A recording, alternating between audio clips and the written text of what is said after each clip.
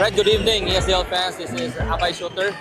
You have here the Abay Shooter D-League Season 4 champions of 18 under category, the RC Bowlers. Okay, so start with the coach, Coach Rinaldo or Budol, sikat Salvira sa una, Panalay. Coach, unsa may masulti sa imong performance karon sa inyong team? Nilabaw mo 12 points, dikit na duha, but sa last couple minutes sa fourth quarter nakabiya gyud mo 12 kaya kamo ni champion karon, coach. Unas tanan, salamat po sa SDL Dilig.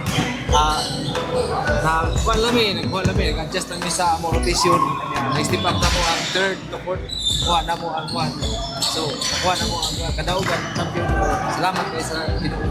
Okay, coach, installation coach. And sa ato ang defensive player, yung defensive player na to, grabe kinamangay ganiya Idol. Asay preparation nimo sa karong championship game dol nga gabi isa nimong effort ganiya dili lang sa defense but sa offense pod sa may mga preparation before sa game.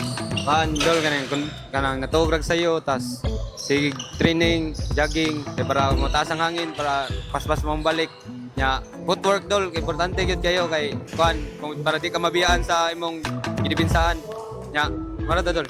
Modol, so sa may preparation nimo sa karon nga game dol nga usa ka sa Medical 5 na to.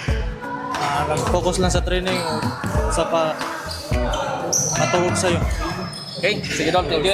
Mr. Pilapil sa may atong preparation sa karon nga game nga pwede pod katawag MVP.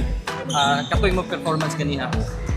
Kuha na kanang magpa-condition ra nya sayo matog nya minaw ra ni coach nya mag-adjust sa kay di mo may kayo kuan sa kauban adjust ra gyud mi. Okay, sige ang atong finals MVP si Mr. Alianza. Grabe mo to kay ganiha mga highlights ba.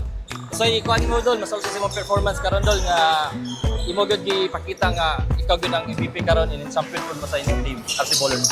Nagkuhan, salig na sa Ginoo ya. Apo ko na-expect na ko yung abinaw si Allen. Wala ito. Ikaw lagi daw kay naaman mo inspirasyon mo. Nagar tumuyag gud. Salig na sa Ginoo, maminaw ni coach na sayo lang gid matulog. Okay, sige, start ka sa kwan dol, shout out dol. Shout out ko sa mama, daddy na po niya. Shout out ko sa tito na nasa Davao. Pamilya ko sa Davao na shout out ko sa kuya bug tita. Tara. Okay, sige dol, ikaw, shout out. Sige. Shout out pa kong Allen og Saido og nila Badjaw. Okay. Ikaw dol, shout out. Shout out ko sa mama diha og sa umay igsoon diha suportado na ko. Okay, ikaw.